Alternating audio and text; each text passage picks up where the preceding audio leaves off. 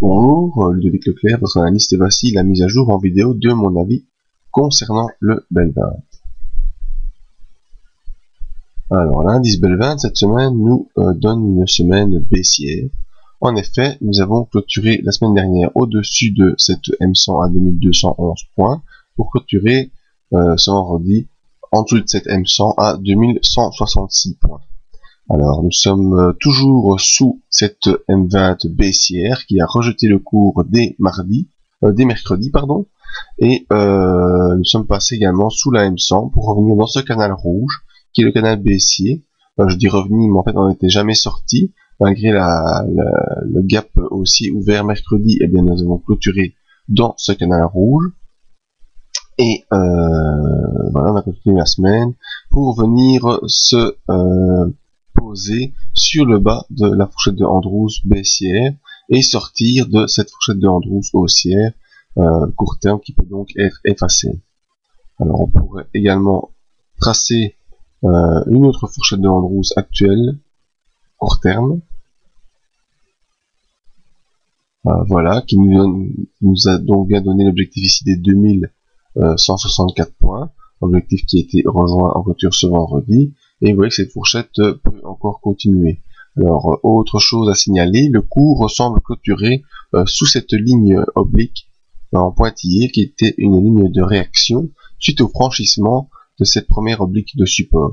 Donc il faudra voir dès lundi si on poursuit à la baisse ou pas, si on peut revenir au-dessus de cette oblique de support, auquel cas les objectifs se trouvent encore bien plus bas.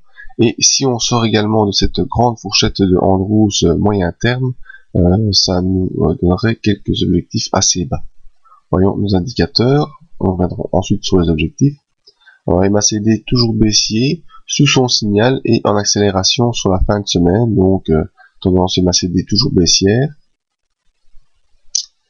Alors le RSI qui reste lui également sous une oblique de résistance passe encore une fois en zone d'accélération baissière, et si on n'en sort pas rapidement, eh bien ça nous donnera aussi, comme je disais, avec la sortie de fourchette, une accélération baissière assez importante. Le stochastique lui a croisé son signal qui est baissier et revient en zone de survente, mais reste toujours au-dessus de cette oblique de support, donc le stochastique est en divergence haussière par rapport à l'évolution du cours, mais on verra à l'ouverture des lundis ce qu'il se passe. Et les volumes, toujours très intéressant, les volumes qui restent eux aussi sous une oblique, au-dessus d'une oblique de support, mais on est vraiment en contact bas avec une accélération des volumes de vente sur la fin de semaine par rapport aux échanges de volumes précédents. Donc tous les indicateurs sont aussi fort limite.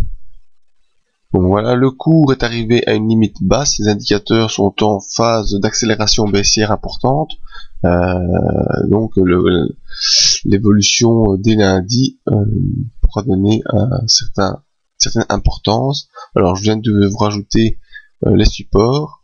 Alors on a un support ici à 2124 points au niveau hebdomadaire qui pourra être rejoint en cours de semaine si on continue à accélérer à la baisse.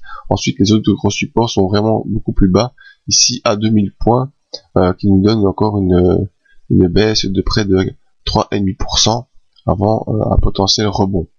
Donc voilà, le cours est au bord de la falaise, et s'il décide de plonger, eh bien on perd encore 4% la semaine prochaine. Donc voilà, à attendre les réactions dès lundi, sans savoir si les élections présidentielles françaises auront un quelconque impact. Voilà, vous pouvez nous rejoindre sur le site pour d'autres analyses, suivi du briefing, ou vous inscrire encore à la conférence du mois de juin à Namur. Il reste quelques places et il est encore temps cette semaine. Merci à tous et à bientôt.